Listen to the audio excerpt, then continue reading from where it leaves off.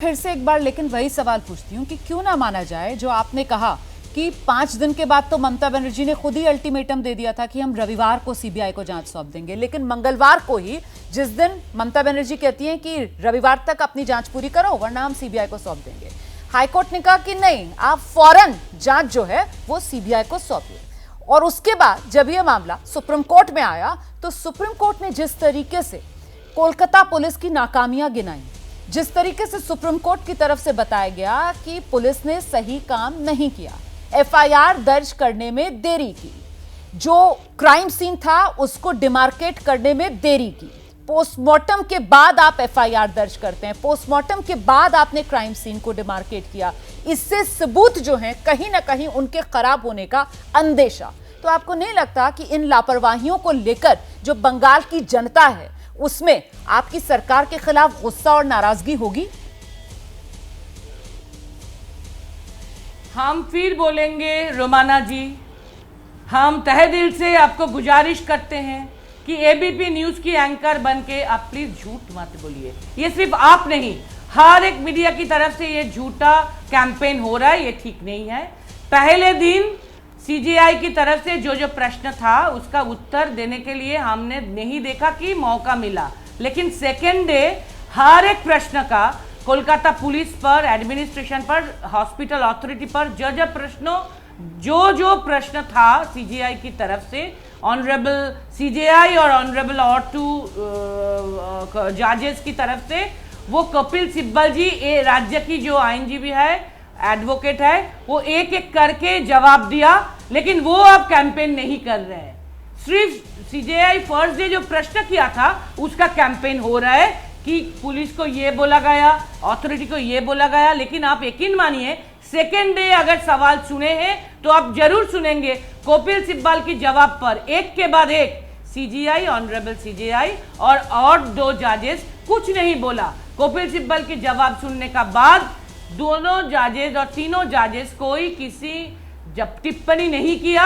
यह भी कैंपेन होना चाहिए, कैंपेन आधा अर्ध सत्य होना ठीक नहीं रहेगा। नहीं, बिल्कुल हम तो ये बता रहे हैं दर्शकों को, और मेरे ख्याल से सारे चैनल्स ये बता रहे हैं कैसे जस्टिस पार्टीवाला जो है उनकी तरफ से कहा गया कि 30 साल के करियर में मैंने ऐसा मामला नहीं देखा, और किस तरीके से जो सुप्रीम कोर्ट के जज थे उनकी तरफ से कपिल सिब्बल साहब से ये कहा गया कि अगली तारीख में यहां पर कोई कोलकाता पुलिस का अधिकारी मौजूद रहना चाहिए जो सारे सवालों का जवाब दे।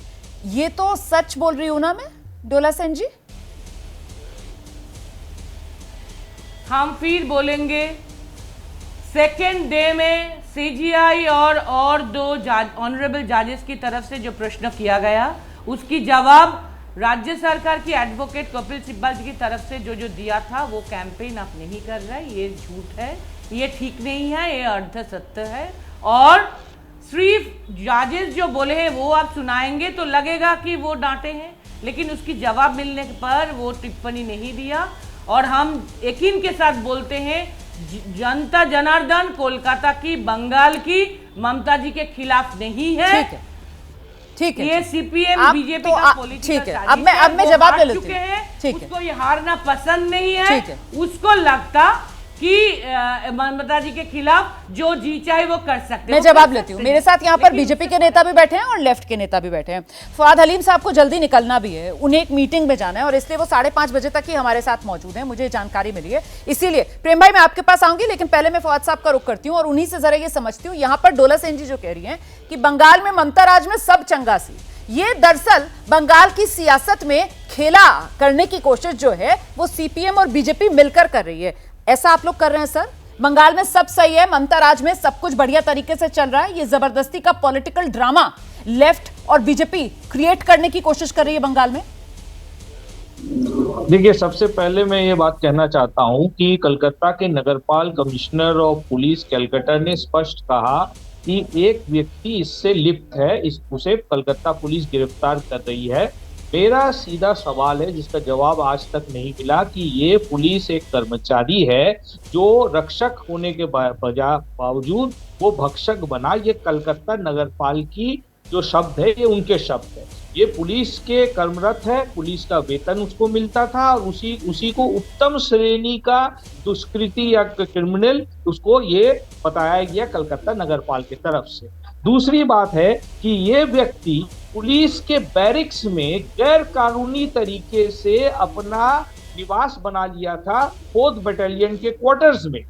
अब मेरा सवाल ये है कि इन्वेस्टिगेशन जो खून के बारे में वो तो चलेगा, लेकिन कलकत्ता पुलिस के व्यवस्था ने एक व्यक्ति जो गैर कानूनी तरीके से पुलिस के क्वार्टर्स में अपना घर बना के रखा था, किसने उसे इजाजत दिया? किसने उसके सर पर हाथ रख करके तृणमूल सरकार चलते वक्त उसे ये मौका दिया कि जो क्वार्टर उसके हिस्से में नहीं है वो क्वार्टर में वो जाकर रहना शुरू करे?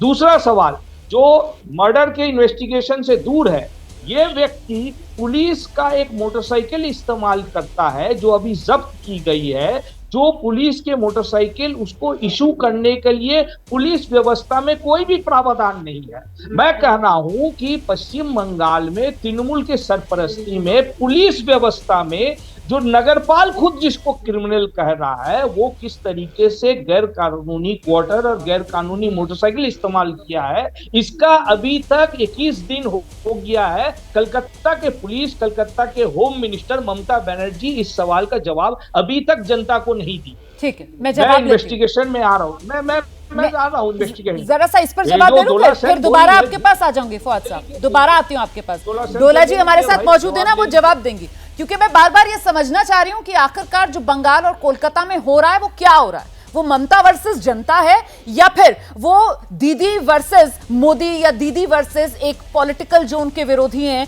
इसकी लड़ाई चल रही है।